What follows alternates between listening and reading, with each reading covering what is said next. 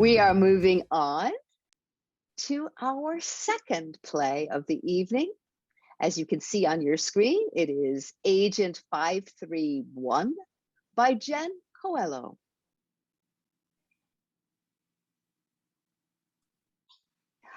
A crisp, golden October morning in a small park outcrop in present-day New York City. The tree foliage grows brightly with deep amber hues. The grass is a deep emerald green, and songbirds are cheerfully singing.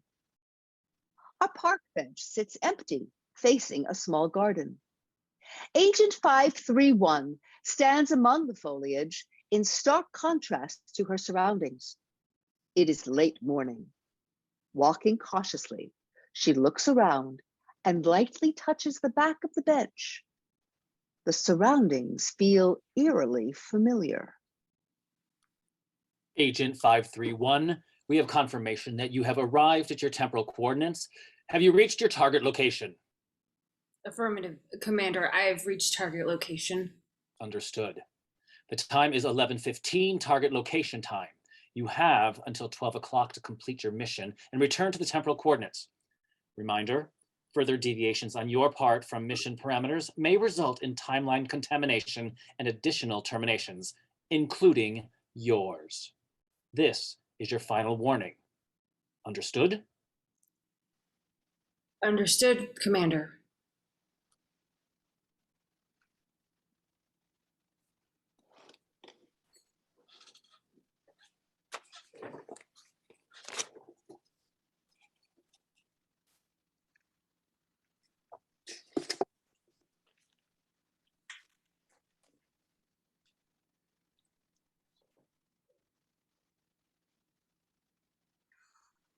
Hello, is that my little lily bird?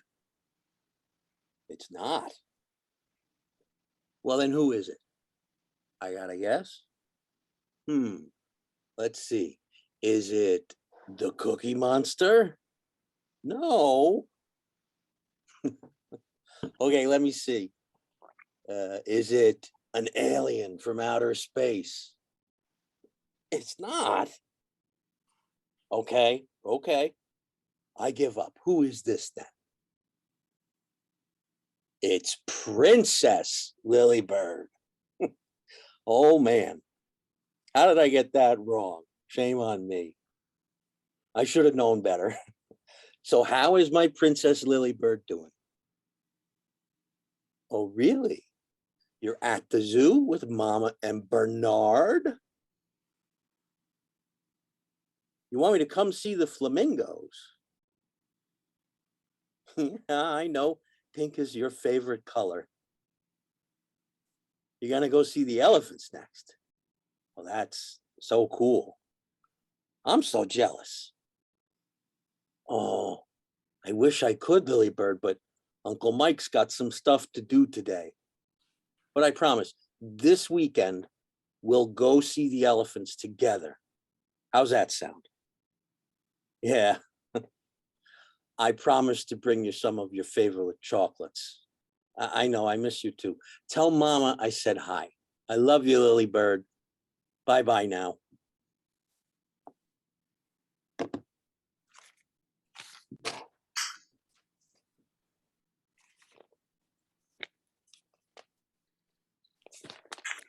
Holy shit, lady. You scared the hell out of me. You can't sneak up on people like that. No telling what nut jobs are lurking around here in the bushes. So, are you some new kind of cop or something? You're definitely not making any friends dressed like that. Never seen a getup like that before. You looking for nut jobs? You must work a lot at night because you're white as a ghost. Maybe your boss can give you a day off to get to the beach and get some color on those bones. So, officer, any good leads? No, not yet. Hey, you tired or something? Need some coffee? Come on, have a seat, take a breather. I'm sure looking for all those nut jobs is tiring. I can't. Well, come over. I don't bite. I promise. No nut jobs here. Agent 531 slowly and cautiously walks over and sits stiffly on the far end of the bench, facing forward and avoiding eye contact. There you go. Relax and take a break. Why are you so stiff? Do you have to pee or something? pee. Yeah, pee, urinate, take a leak, tinkle. Oh, right. No, I don't have to pee. Then why you sitting all stiff and stuff like a statue? Taking a break means you gotta relax. Nice and easy. I know you have a tough job, but everyone deserves to relax. Come on, give it a shot. The agent looks at Mike and then looks at herself. She awkwardly attempts to mirror his position and settles into a forced relaxed posture. Not quite what I had in mind, but it's a good start. Say, I'm Mike. What's your name, officer? Well, I don't really have. You know what? I love nicknames. I'm going to call you Officer Snow on account that it looks like you haven't seen the sun in a bit. I suppose that's an acceptable alternative. Thank you. No problem. I give everyone a nickname. My sister Kate is Kitty Katie, since she's always loved cats. My doctor is Dr. Dumbass, since he can't get shit right. He's old, and he don't know his ass from his elbow. And then there's my darling Lily. She has a thing for birds, especially flamingos. So I thought Lily Bird was just perfect. Yes, I heard you speaking to her before. Oh, you did? That's my little niece. She's the light of my life, that little one. Smart as a whip. Keeps me on my toes and keeps me busy. Whenever I'm having a shit day, she comes along and the whole world could be on fire and I wouldn't care. She filled a very lonely place in my heart that was around for a long time. But enough about that. It seems you have a deep emotional attachment to Lily Bird. Well, of course, Officer Snow. That's what happens when you have family. They may be huge pains in the asses. You can make your eyes twitch, but you still love them no matter what. They give you the will to wake up another day. No matter how bad your day is, you got someone. You know what that's like. Being a cop's got to be hard. I'm sure knowing someone, you got someone out there to make it a bit easier. Something to look forward to. And at the end of the day, No, I don't know. I don't have anyone. No family, No, no friends. no. What about the people you work with? Yes, there are other individuals that I work with. Okay. Well, don't you have work buddies that you can shoot the shit with, like having a couple of drinks, talk about life? My employer strongly discourages close relationships. They remind us quite often that it's an inefficient use of time and a fruitless distraction. That is just about the most bullshit thing I've ever heard of. What the hell kind of place do you work at? No family, no friends, not even work buddies that you can shoot the shit with? It's complicated. My job and existence is complicated. Complicated. Why? You're still human. Sounds like you're making it more complicated than it needs to be. Just because life's complicated, don't mean you don't deserve to be happy and have things to look forward to and create memories. What the hell kind of life is that? I suggest you don't speak on things you don't understand. Oh, well, I'm sorry there, Officer Snow. I guess I just think that no one should be alone. That must be real hard. Believe me, I get it. I've had life hand me a bunch of rough shit that I don't wish on anyone. Losing the love of my life, losing my daughter. You also lost your family. Yeah. My whole world changed in a split second. I'm sorry to hear that. Yeah, well, shit happens. And then you move on.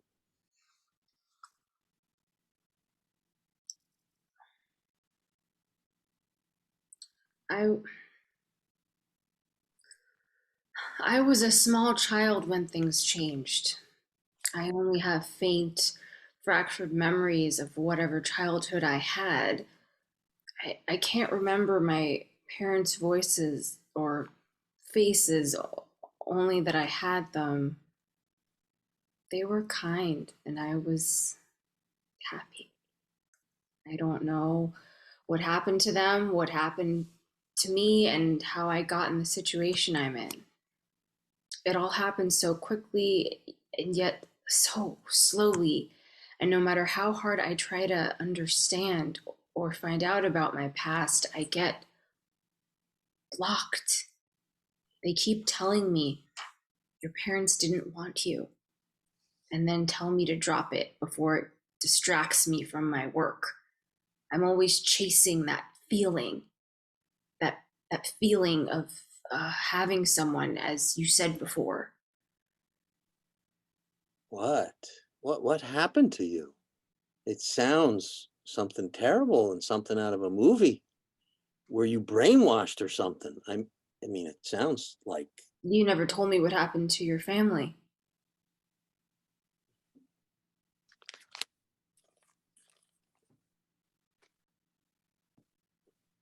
it was a beautiful day like this, a Sunday. And we had just finished going for a long walk to feed the ducks in that pond over there. We did it almost every Sunday. It was Colleen's favorite thing to do, and she looked forward to it every weekend. She would run downstairs first thing in the morning, all dressed up and ready to go, practically dragging me and my wife out of the house. Come on, Daddy, let's go. The duckies are waiting. We have to give them breakfast. She was everything: happy, kind, and smart. So smart. Smarter and sharper than anyone I knew for a little girl. But always wanted to help others. Anyway, we always stopped at the diner for breakfast afterward out on Yonkers Avenue. I looked at the time and noticed that the meter was about to run out. I told the fam that I would be back in 5 minutes. I remember looking back at Colleen, waving her little hand with a big smile on her face, and me thinking, I have it all.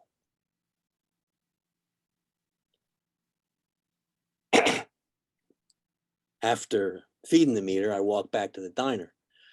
I walked in and they were gone, just gone.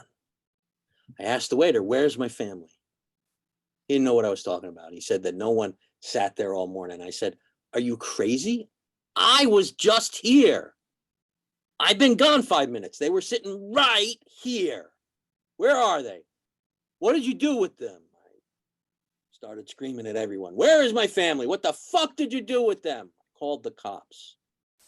I kept saying, someone took them, my wife and my precious baby bear. They took them. They took me to the station. They took down a stupid report. They helped look for a while, but with no witnesses or leads, they did nothing. Nothing. And then they started questioning me.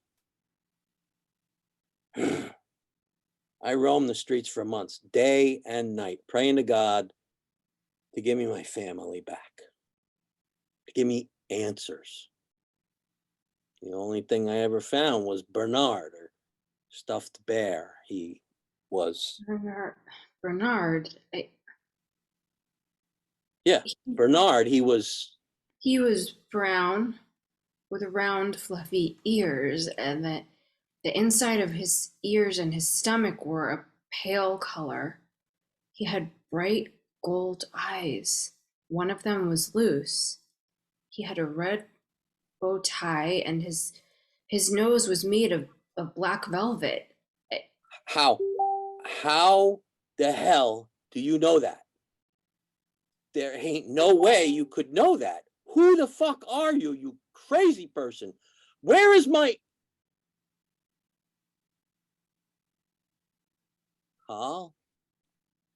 Colleen? How is this possible? It can't be. Agent 531, you have reached your mission deadline. What is the status? What are you doing? Who was that? What are you holding? Colleen. Oh my God, my baby bear. What are you doing? What's happening? It's Daddy. It's Daddy. Don't shoot. I don't understand. I can't believe it. What happened? Where have you been all these years? What's happening? Please. I don't... Agent, what is your status? This is a final request. If you fail to respond in 5 seconds, you will be... Agent 531 removes her communication device, throws it to the ground, and discharges her weapon, destroying it. Mike and Agent 531 stare at each other for a few moments. He approaches her cautiously and puts his hand out to her. She's trembling. She slowly puts her weapon away and stares at his hand. She slowly, trembling, places her hand in his hand. He squeezes it tightly and is in disbelief. We need to leave here quickly. Wait. I don't think Officer Snow is going to work anymore, Colleen. Agreed. Colleen is an acceptable alternative. Thank you. Dad. They both exit hurriedly off stage. Blackout. Thank you for your support of the arts. ATC Studios is a 501c3, and your tax-deductible donations are always gratefully accepted. You may make a donation through our website right on the homepage at www.atcstudios.org or by Venmo at ATC Studios. Thank you for joining us.